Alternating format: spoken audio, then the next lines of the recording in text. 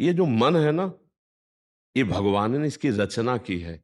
इंद्रियाणम मनश्चास्मि, कह रहे इंद्रियों में मैं मन हूं, और त्रिगुण माया का इसमें भरा हुआ पूरा पॉइजन जहर है। आप देखो मन छोड़ के गंदी बात में ही जाएगा, नहीं जाएगा। ये नहीं कि अच्छी बात में नहीं जाता, अच्छी बात में लगाओ तो लगेगा, और वो भी थोड़ी देर। और बुरी बात में लगाने की जरूरत नहीं, आराम से। इसका स्वभाव रचना ऐसी रची गई है। अब यही गेम रखा गया है कि अब इसकी गति को रोको, अंतर्मुख करो, भगवदाकार करो, तो तुम्हें इनाम मिलेगा, त्रिभुवन पर विजय प्राप्त कर लोगे। वो अद्भुत आनंद अंदर ही मिलेगा, किसी से कहने की जरूरत नहीं, आनंद मगन हो जाओगे। और उसी आनंद की खोज देखो, जब हमारा मन कहता है इस शरीर को भोग लें, इस वस्तु को भोग लें, अमुक, देखो सब अपने घर के जैसे बैठे हैं, क्या उसके भोगने के बाद मन को शांति मिलती है? थोड़ी देर के बाद फिर एक नया संकल्प बनता है, फिर एक नई, मतलब हमारी खोज अधूरी रही। वो नहीं मिला जो मैं सोच रहा था। सोचने में जैसा सुख मिलता है, वैसा ना भोगने में नहीं मिलता, चाहे वो भोजन हो, चाहे वो दृश्य हो, चाहे वो कोई क्रिया हो। आप देखना, जो मन हमें सोचवा के पागल बनाता है, और जब हम उस पे जाते हैं तो वो चीज हमें नहीं मिलती है। तब लगता है कि वो यहां नहीं, शायद यहां हो, यहां नहीं, शायद यहां हो। ऐसे भटकते पूरा जीवन व्यतीत हो जाता है। बुद्धिमान वो है जो दो चार कदम में ही लौट आवे कि गलत दिशा में जा रहे हैं, पर हम पूरा जीवन चलते रहते हैं, लौटने की बात ही नहीं आती। और यहां तक कि शरीर वृद्ध हो जाता है, इंद्रियां काम नहीं करती, पर मन वैसे ही सलाह करता रहता है। फिर भी नहीं सोच पाता कि चलो अब हुआ पूरा जीवन की शाम, अब तो राधा राधा जब कर अपना काम बना ले। लेकिन नहीं, बूढ़ा है फिर भी शराब पीता है, बूढ़ा है फिर भी गंदी बातें देखता है, बूढ़ा है फिर भी गंदी चेष्टाएं करता है, बूढ़ा है फिर भी नहीं सोच रहा कि मुझे मरना है और भगवत प्राप्ति का अब की उपाय कर लूं, इतना जीवन रह गया। ये क्या है? ये मन का केवल खेल है। वो अपने मन के गेम में फंस गया, निकल नहीं पा रहा है। अच्छा, इसमें ये हो कि चलो मन सुखी रहेगा, तो भी नहीं। आप जितना गलत करते जाओगे उतना वो नकारात्मक सोचे पैदा करता चला जाएगा, और उसका परिणाम यह आएगा कि आपको डिप्रेशन में पहुंचा देगा। मतलब किसी भी तरह से इस चैन नहीं लेने देगा।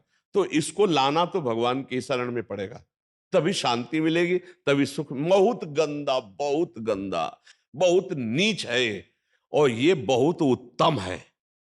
ये अगर सही रास्ते को पा जाए तो दूसरे के लिए अपने प्राण दे सकता है, परहित के लिए अपने प्राण दे सकता है, ये भगवान से मिला सकता है, ये सब सुख दे सकता है। बस इसको गलत ढंग से जो प्रयोग होना शुरू हुआ है, इसका ये बंद कर दे, वही बहादुर है।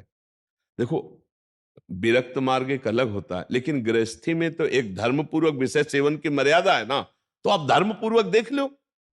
अगर आपको अपनी पत्नी में, अपने पति में सुख नहीं मिला, तो विश्व में कहीं सुख नहीं मिलेगा, क्योंकि है नहीं। तो आपको सीमित हो जाना चाहिए ना। लेकिन ऐसा नहीं होता, हम धर्म विरुद्ध बढ़ते चले जाते हैं, जो हमारा पाप बनता जाता है और हम क्लेशित होते जाते हैं। इसलिए हमें लगता है बहुत अच्छे अभी सत्संग के प्रभाव पड़ रहे हैं, तो हम निकल चले गंदी बातों से, हम निकल चले इस माया के फसाव से।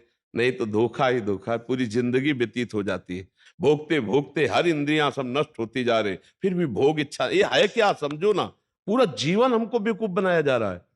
गौर से देखो, पूरा जीवन नहीं बेवकूफ बनाया जा रहा। एक बार और देख लेते हैं, इसमें हमारा पूरा जीवन जा रहा है। सुख तो नहीं मिला, पर एक बार ऐसे देखते हैं, शायद इस पद्धति से देखते हैं, ऐसे भोजन बनाते हैं, ऐसे ये भोगते हैं, ऐसे ये देखते हैं, ऐसा फंसाव करके रोज हमको गिराता है, रोज हमको मन भ्रष्ट करता है। कभी नहीं कहता कि एक बार भगवान से मिलूं क्या, कभी उसका मन नहीं होता। इसको तो जबरदस्ती लगाना पड़ता है। इसको भगवान में लगाने के लिए भी भोगों का प्रलोभन देना होता है, तब ये भगवान में लगता है धीरे धीरे। ये भोगी मन भगवान में भी लगने के लिए तैयार, तो भोग के लिए देखो, भगवान को मना लोगे ना तो बढ़िया व्यवस्था बन जाएगी, चक जो चाहोगे सब हो जाएगा, जो चाहेंगे भगवान दे दे। बहुत मन बेवकूफ बनाता है, इसलिए हमें लगता है मन की बेवकूफी से बचना चाहिए।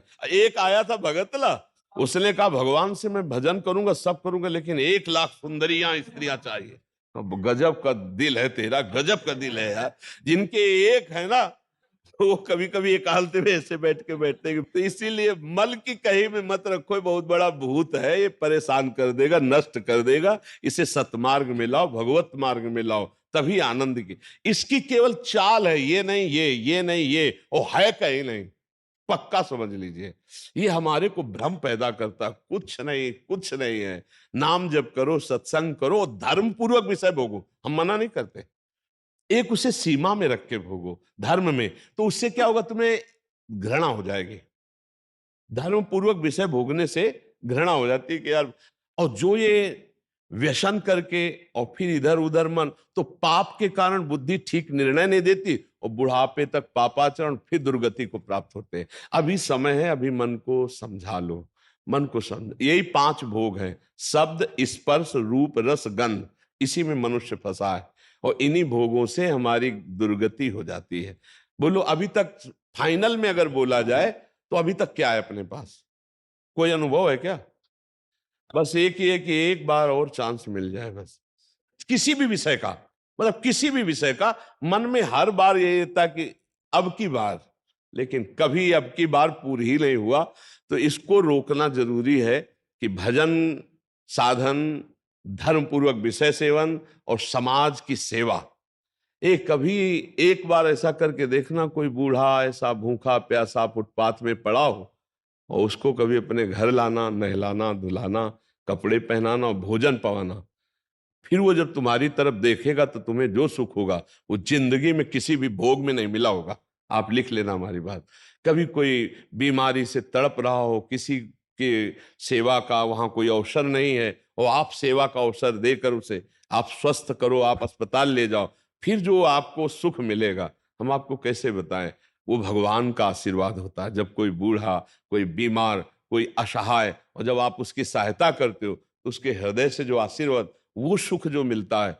जैसे हम आपको एक दिन करके देखना, तुम अपना भोजन बढ़िया जो है, कोई ऐसे भूखे को खवा देना जो भूखा बैठा हो, और ऐसे जल्दी जल्दी, और आप देखो उसको पाते हुए, आप और उस दिन आप वो भोजन ना पाओ, उसे पवा दो, तो आपको जो सुख मिलेगा वो 56 प्रकार के भोग पाने में भी कभी सुख नहीं मिला होगा।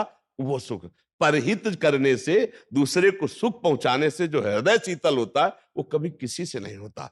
इसलिए मानव जीवन के लिए मन को थोड़ा विरुद्ध जो चलने वाला है, उसके विरुद्ध आप बनो, उसे सतमार्ग में लगाओ। अब देखो आजकल ऐसी बुद्धि बिगड़ गई कि अपने पूज्य माता पिता को ही बच्चे दुख दे रहे हैं।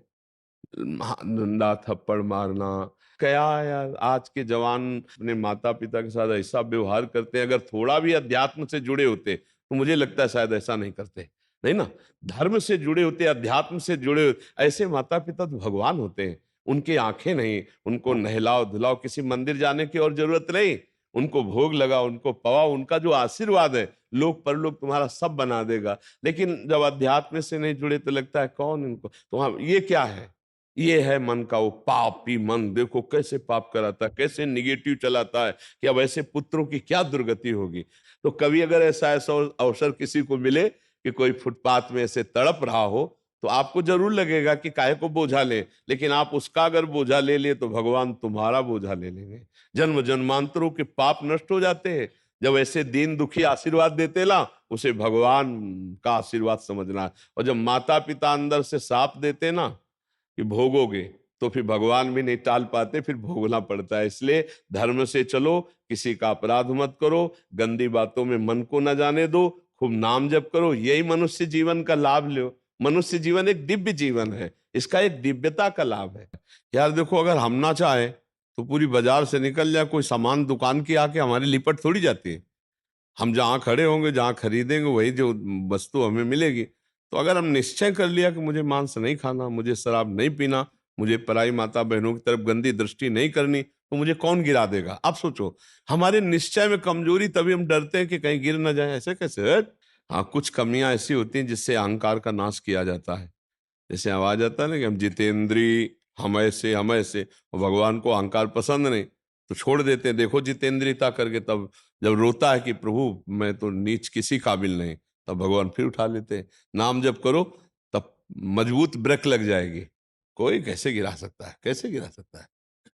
नहीं गिरा सकता। बात मान ली, बस हो गया, हो गया। बात मानने से होता है। देखो, हमारी बात ना मानो, कंठी बंधवा लो, तिलक लगा लो, सब कर लो, कल्याण नहीं होगा। और हमारी बात मान लो, कल्याण हो जाए। बात मानने का चेला होता है, ये कोई सांसारिक थोड़ी कि भैया जैसे सांसारिक संबंध होते हैं ऐसे गुरु शिष्य का संबंध आज्ञा पालन से होता है। गलत नहीं करूंगा, जैसा कहोगे वैसा चलूंगा। अब आपने कह दिया, अब ये नाम जप करूंगा, बस हो गई बात। बात ये है कि हमको अब महत्व कर लेना है। अरे बोले ऐसे कह दिया था सिया राम राम राम जपो, तो गुरु मंत्र तो मिला नहीं। तो कभी गुरु मंत्र मिल भी जाएगा तो लाभ नहीं मिल पाएगा, क्योंकि आपको संत वचन गुरु के